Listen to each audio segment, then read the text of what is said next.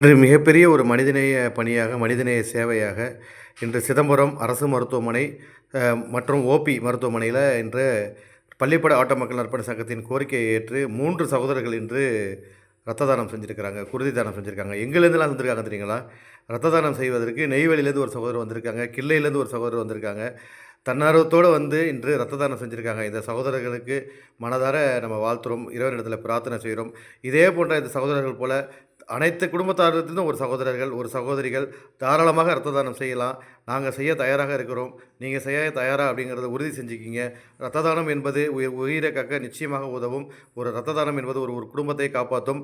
ஒரு மனிதரை வாழ வைத்தவர் உலகத்தில் உள்ள அத்தனை மனிதரை வாழ வைத்தவர் போல அவர் என்ற கொள்கைக்கேற்ப அனைவரும் தவறாமல் ரத்த தானம் செய்யுங்கள். குடும்பத்தில் ஒருத்தவங்க கண்டிப்பாக ரத்த தானம் செய்ய முடியும். அதற்கு உடம்பு சக்தி பெற்றவர்களாக தான் இருப்பார்கள். அனைவரும் ரத்த தானம் செய்வோம், பல உயிர்களை காப்போம் என்று கூறி விடைபெற்றுக் கொள்கிறோம். ரத்த தான முயற்சியில் இறங்கி செய்தவர்கள் நமது மருத்துவ அணி செயலாளர் ஜெயபிரகாஷ் மற்றும் ரத்த தான பொறுப்பாளர் சிவா. ஆட்டோ மக்கள் நற்பணி சங்க குழு, ஜெயம் சொக்கரதம் குழு மற்றும் தில்லை சிவா